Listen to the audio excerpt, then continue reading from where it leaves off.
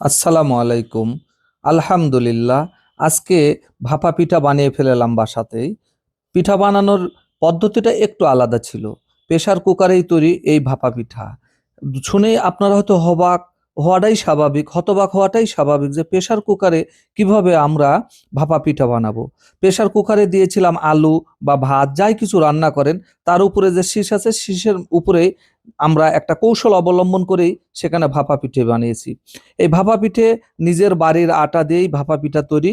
Pressure কুকারে বাড়ির আটা, নিজের গাছের আবার গুড়, এটা আবার লক্ষ্য করে দেখুন, নিজের গাছের সে আসল খাঁটি খেজুরের গুড় বাড়িতেই তৈরি করেই বানিয়ে ফেলালাম একেবারে একেবারে নির্ভেজাল এবং নিরাপদ ভাপা পিঠা। বাইরের খোলামেলা পরিবেশের ভাপা পিঠা যা অনিরাপদ এবং অস্বাস্থ্যকর পরিবেশে তৈরি হয়।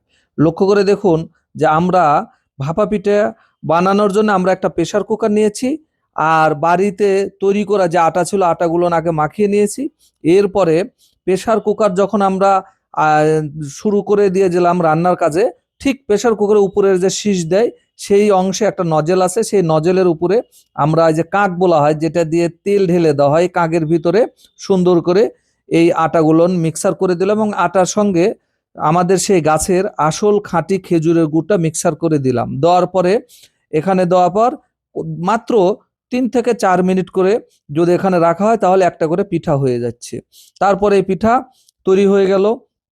পিঠা তৈরি পদ্ধতিটা দেখেন লক্ষ্য করে কি সুন্দর করে, আলহামদুলিল্লাহ। এই যে এটা কাক, তেলের কাক, এরপরে তৈরি হয়ে গেল। এবং এখান থেকে যে গুড়টা আমরা ভিতরে দিয়েছি আসল এবং খাঁটি খেজুরের গুড়, এই গুড় দেওয়ার কারণে গুড়টা সুন্দর করে মসৃণ হয়ে গেল, যা শতভাগ নিরাপদ।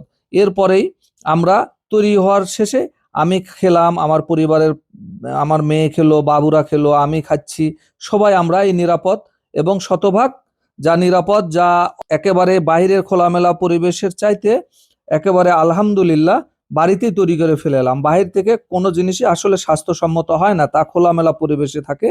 তাই আলহামদুলিল্লাহ, আপনারা যারা আমাদের এই ভিডিওটি দেখতেছেন অবশ্যই আপনারা ইচ্ছে করলেও বাড়িতেই তৈরি করে ভাপা পিঠা বানিয়ে খেতে পারেন। এর জন্য প্রয়োজন আসল খাঁটি খেজুরের গুড় ও আটা এবং একটি প্রেসার কুকার। তাহলে আলহামদুলিল্লাহ আপনার বাড়িতে তৈরি হয়ে যাবে। এবং আমরা এভাবে প্রতিনিয়ত আমাদের কৃষি খামার থেকে আমাদের নিজস্ব উৎপাদিত পণ্য দিয়ে আমরা নিজেরা তৈরি করি এবং নিজের পরিবারের চাহিদাগুলো মিটিয়ে ফেলাই। তো সবার সুস্বাস্থ্য ও দীর্ঘায়ু কামনা করি। এই বলেই আজকের মতন এখানেই। পরবর্তী ভিডিও দেখার জন্য আমাদের চ্যানেলটি লাইক এবং সাবস্ক্রাইব করে আমাদের সাথেই থাকুন। সবার আলহামদুলিল্লাহ। নিরাপদ খাদ্য সুস্থ জীবন, সুস্থ জীবনের জন্য নিরাপদ খাদ্য, নিরাপদ খাদ্যের জন্য সুস্থ জীবন। সবার সুস্বাস্থ্য দীর্ঘ কামনা করি।